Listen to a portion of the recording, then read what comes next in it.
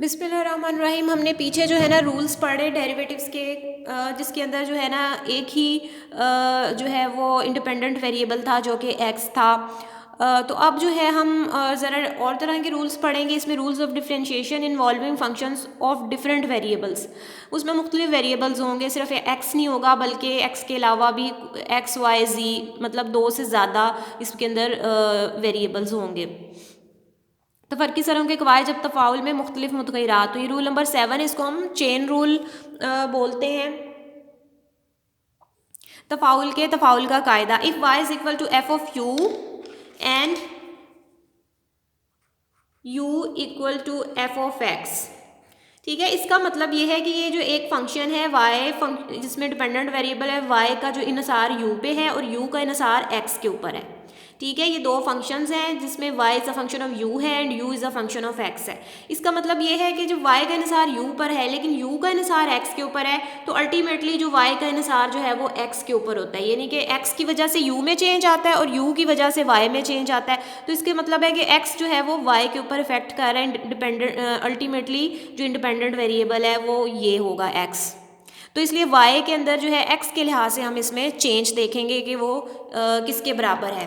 तो अगर इस तरह से फंक्शन हो तो D Y over D x, हम y में टोटल चेंज देखना चाहते हैं जो x के लिहाज से होता है। तो हम क्या करेंगे, इन दोनों के जो है ना डेरिवेटिव्स फाइंड करेंगे, यानी कि पहले ये इस फंक्शन का डेरिवेटिव फाइंड करेंगे जो कि बराबर होगा d Y over d u के बराबर, यानी कि y में जो चेंज आ रहा है विद रिस्पेक्ट टू u ये हम देखेंगे। फिर इसको मल्टीप्लाई कर देंगे u में जो चेंज आ रहा है विद रिस्पेक्ट टू x, यानी कि D u over D x. तो ये हमने मल्टीप्लाई कर दिया इसको, इन दोनों को। तो ये आप देखें कि ये डी यू और डी यू जो है ये कैंसल आउट भी हो जाता है, तो D Y over D X आ जाता है यहाँ पर। तो ये इस तरह से D Y over D X हमें फाइंड करने के लिए हमें ये इन दोनों के अलग अलग डेरिवेटिव्स फाइंड करके उसे मल्टीप्लाई करना होगा। ये देखें, ये एक एग्जाम्पल है इसके अंदर। इस एग्जाम्पल में जो ये फंक्शन है ना, ये जो इसकी बेस है इसको हम जो है u कंसिडर कर लेते हैं। ठीक है, तो ये बन जाएगा y equal to u power 10।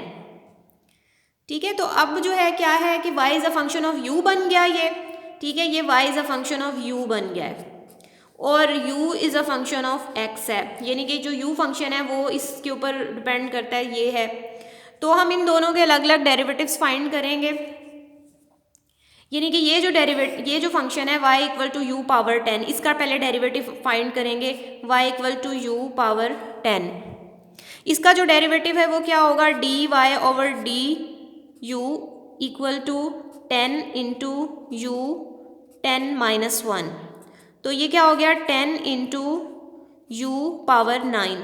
तो ये d Y over d u है।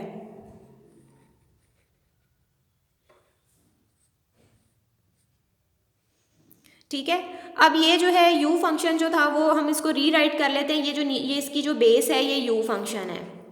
ठीक है, u is given as 5x square minus 3x।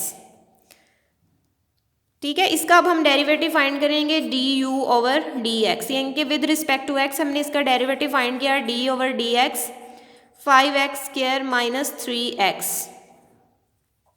तो इसका जो डेरिवेटिव 5 2 ज़ार 10x आ गया और माइनस 3 इसका डेरिवेटिव आ गया, D u over D x जो है वो इसके बराबर है। तो अब जो है हम क्या करेंगे, जब हमने d Y over D x find करना है, d Y over D x हमने फाइंड करना है, यानी कि वाई में विद रिस्पेक्ट टू एक्स हमने चेंज देखनी है। तो उसके लिए हम क्या करेंगे कि हम पहले फाइंड करेंगे d Y over d u, फिर हम मल्टीप्लाई करेंगे d u over D x के साथ। ठीक है, तो ये d Y over d u जो है ये था, ये हमने फाइंड कर लिया था, ये बराबर है 10 into you power 9 multiplied by D u over D x जो है वो बराबर है 10x माइनस 3 के। अब यहाँ पर सिंपली हम u की जगह u की वैल्यू पुट कर देंगे 10। u जो था, u फंक्शन जो है वो ये था। ठीक है, ये u फंक्शन था ये वाला, इसकी वैल्यू हम सिंपली पुट कर देंगे 5x square minus 3x into 10x-3। तो ये dy/dx का आंसर आ गया हमारे पास। तो इसकी हम एक और एग्जांपल कर लेते हैं। अब ये देखिए एक एग्जांपल मैंने लिखी हुई है y is equal to 10x + 8 power 6। इसको हम डायरेक्टली सॉल्व कर सकते हैं dy/dx।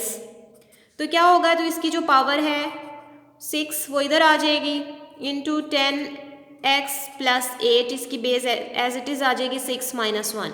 ठीक है, हमने ये u जो फंक्शन था इसको हमने डायरेक्टली मैंने कर दिया है, और उसके बाद जो बेस है इसकी अंदर वाला जो फंक्शन है उसका हम अलग से डेरिवेटिव फाइंड करेंगे 10x + 8।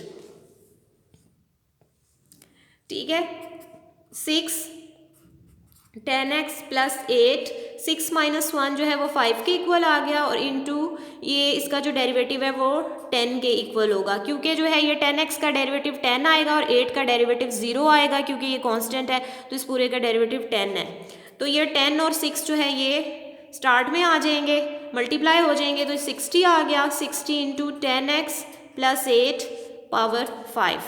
तो ये dy/dx ये मैंने डायरेक्टली इसका डेरिवेटिव फाइंड किया है। तो ये होपफुली आपको ये चेन रूल समझ में आ गया होगा। कीप वॉचिंग, अल्लाह हाफिज़।